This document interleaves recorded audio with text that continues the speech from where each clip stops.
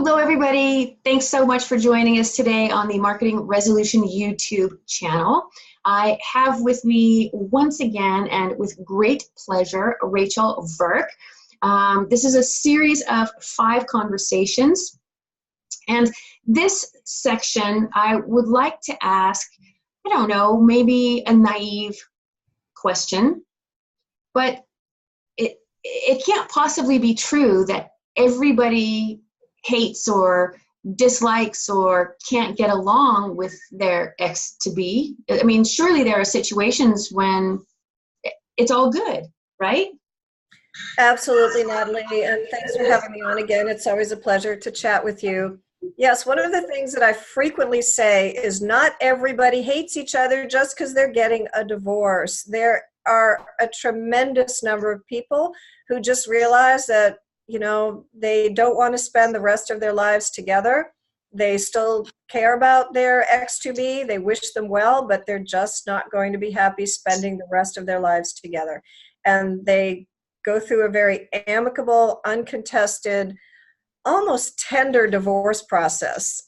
It's my privilege as a mediator to work with people like this. And I will never forget, I once was talking with a litigator and I said something along the lines of, some people you just almost wonder why they're getting a divorce. There's such tenderness. And she almost got angry and vicious. She yelled at me. She's like, I don't believe you. And this is a litigator that I know litigates everything. And she honestly didn't believe that not everybody hates each other just because they're getting a divorce, because a lot of lawyers don't see that kind of process if they don't mediate. But it's been my honor and privilege to mediate with people who don't hate each other just because they're getting a divorce.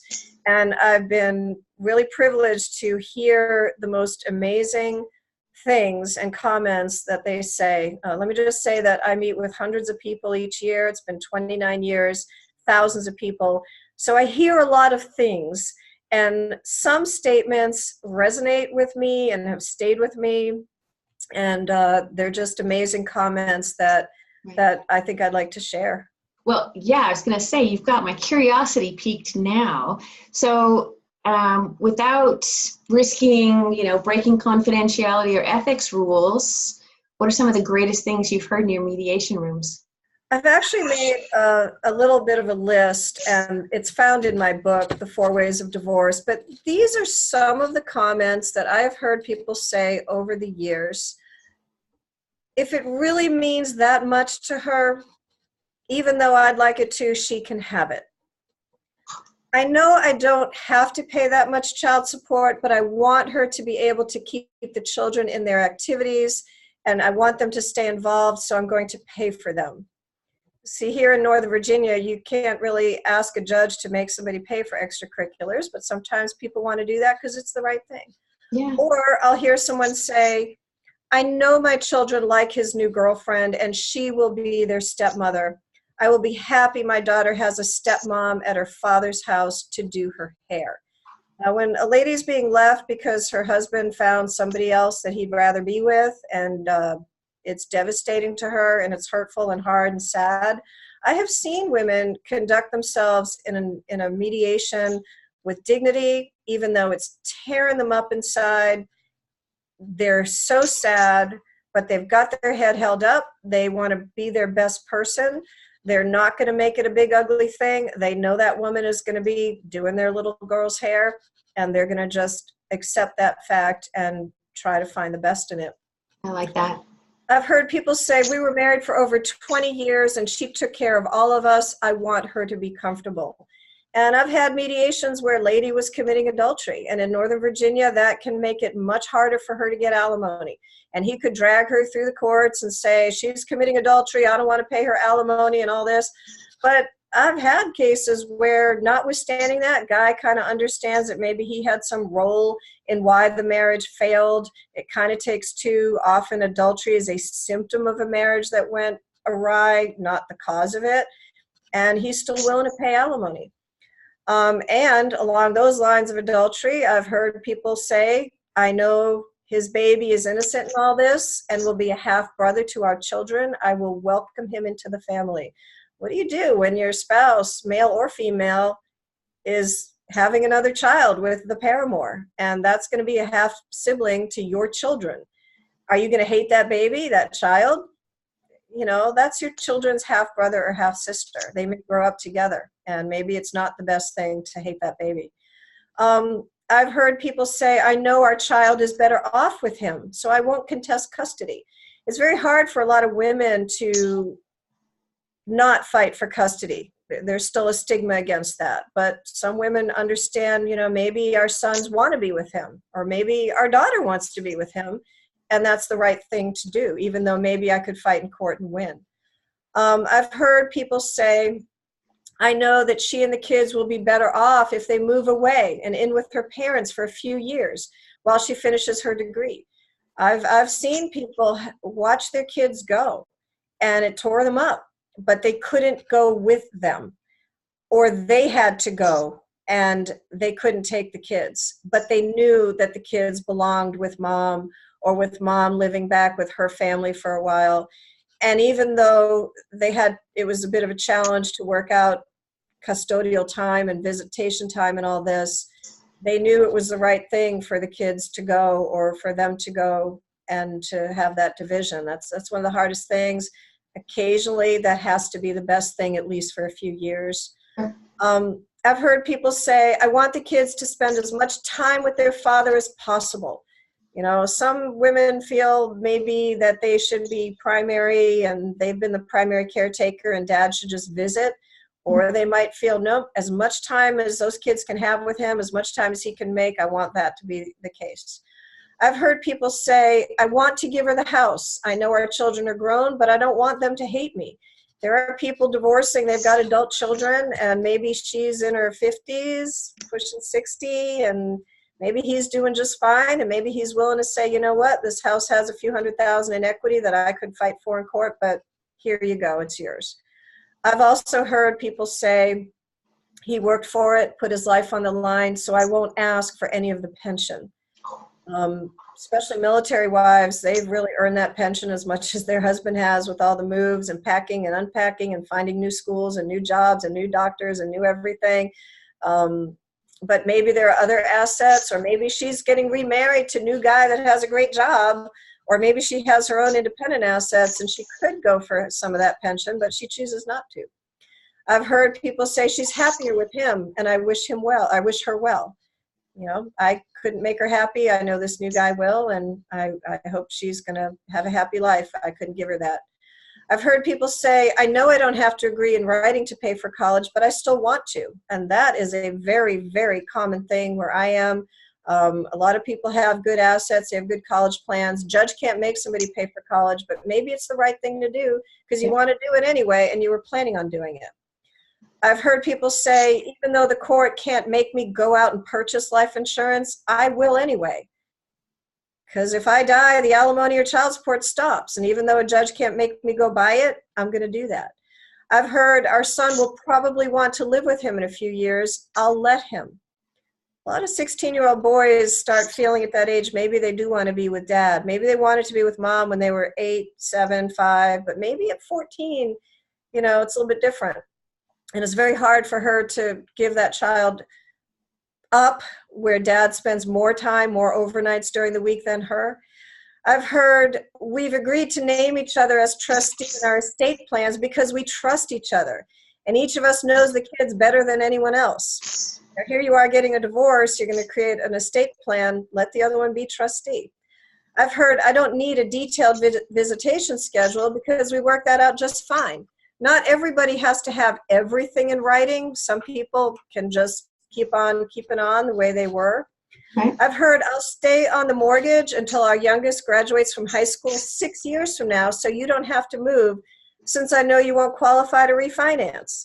Lady may not be able to buy him out and stay in that house, but maybe the kids are a few years away from school. Maybe one child is a sophomore and the other one is maybe in 8th grade. And they want to keep the sophomore child in that school till they graduate, but now the 8th grader is going to be there till 10th grade, and maybe they should be able to graduate too. He can order that house. He can have the judge order that house sold. If she can't buy him out, the judge will order that house to be sold and the proceeds divided if he doesn't want it. But maybe he's willing to stay on that mortgage so the kids can stay there. I've heard, again, I've touched on this, we'll put into our agreement, we will share college costs. I've heard I won't ask you for any child support yet, so you'll have time to get back on your feet. Maybe somebody just got out of recovery from alcohol abuse and they don't have a job yet, or maybe they're just trying to get back on their feet with a job that's barely supporting them. And maybe she's not going to make them pay. I've heard we'll both take the kids to the classes, practices, games, birthday parties, and other activities in which they're involved, same as when we live together. Some people have been doing it for so long with their kids, they just keep on doing the same thing. And they're raising those kids from two homes the same way that they were raising them from the one home when it comes to the kids. I've heard you can hold the passports. Now, in litigation cases, I hear, I'm afraid she's going to take the kids out of the country and I'll never see them again, or she won't give me the passport. In a nice, tender mediation, I might hear, you can hold the passports. I'll hear, how much money do you need each month? I've heard, how much can you pay? I've heard, what do you think is fair? I've heard, I wouldn't want you to have to go back to work yet, so I'll pay spousal support until our youngest starts first grade. Yeah, she could, argue that income should be imputed to her because she's sitting on a college degree or an accounting degree and she's not working. But he might say, you know what, I want you to stay home until our youngest is in school full time. So I'm just going to make that happen by giving you the money to do that. I've heard, I know you wouldn't be able to trace your separate down payment, but I know you made it, so you can have that off the top when we sell the house. Maybe somebody sold their premarital home and put $80,000 into the marital home, but they didn't think they were going to get a divorce. They didn't document on the HUD sheets and canceled checks and bank statements the fact that they did that. And yeah, if that $80,000 got commingled and they can't trace it adequately, they're not going to get it. So she's going to get an extra 40. But maybe that person says, you know what, I know you paid it. I'm not going to fight about it. Get it off the top. We're not going to go to court over that. I've heard we'll work out those issues regarding the kids the same way we did before the separation. People don't really change just because they're getting a divorce. If they were a certain way before the divorce, if he was providing before the divorce, if they didn't fight about medical care before the divorce, they're probably not going to fight much after the divorce, usually, unless somebody's all about controlling and being difficult, but certainly in a mediation, they're not like that. I've heard if you need to move down there where the cost of living isn't so high, I'll look for a job and a place down there too, so I can stay involved in our children's lives. Northern Virginia is one of the most expensive areas in the country to live. We're one of the wealthiest counties in the United States. Loudoun County, where I practice, I think is usually top 1 or 3 in the country year after year. Cost of living is ridiculous up here year after year. So people might say, I'm going to go down to North Carolina. I used to hold up a picture of a house of a client that lived in a modest area here in Sterling, and another picture of the house she got in one of the Carolinas with something called a lanai. I didn't know what that was. It's like a porch on the water in a beautiful gated community, pools and everything. Same cost for that house. Big difference between the cost of living. So maybe if she's got to go down there, she's got a reason, she's got a job, maybe he would go too.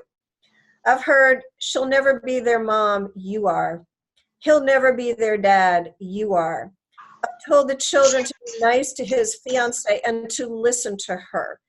Some women want to engage in the whole parental alienation thing and say, that woman broke up our marriage and you can't like her and she's terrible and, all this kind of thing. And then the child feels bad because they like the person. Maybe she's not so horrible. And they feel like they're betraying mom if they like the person and betraying dad if they don't. Why put that burden on the kid? Tell the child, be nice to her. He loves her. Just get along. I've heard her fiance can pick the little children up from daycare on his way back from work since he gets off earliest. If both parents are working until 6 and somebody's fiance is getting off work at 2 or 3, why can't they go get the kids and bring them back to the party's house if he's getting off work sooner? I'll pay spousal support until you finish your degree since you left school to take care of our child. I want to do what's right. I want for us to remain friends when this is over. I'm sorry. These are things you don't hear in court, but you do hear them in mediations because these are very special people who understand you don't have to hate each other just because you're getting a divorce.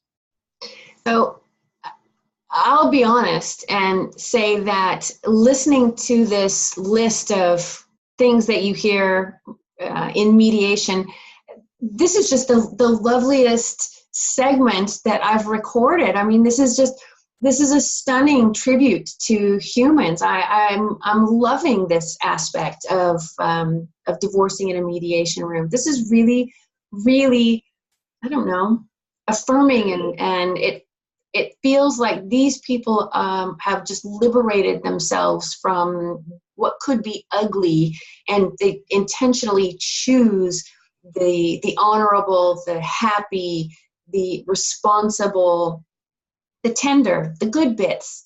And so thank you so much for sharing that with us, Rachel. I think it is important for us to be reminded that it's not always horrible. It's not always, the worst scenario. It can be a good, healthy, lovely thing. The issues are real. Pain is real. And so is the opportunity to be the best person that you can be. And not everybody hates each other just because they're getting a divorce. What a perfect way to end this particular segment in our series. Rachel Virk, thank you so much. Again, everyone, the book is called 4 Ways to Divorce. It's on Amazon.com. If you or someone you know is thinking about divorce or is in the midst of divorce, log on to Amazon, grab a copy of this book, or log on to Rachel's website. The address, of course, I will have below in the description bar. And as always, I invite you to subscribe to the channel, like and share these videos. They are a fantastic resource, again, not just for you, the viewer, but for someone that maybe your family member, your neighbor, a fellow congregant, or coworker. So at any rate, thank you again, Rachel. This particular segment, so reaffirming, so lovely, so positive. I really appreciate your time. Well, thank you, Natalie, and that list is in the book.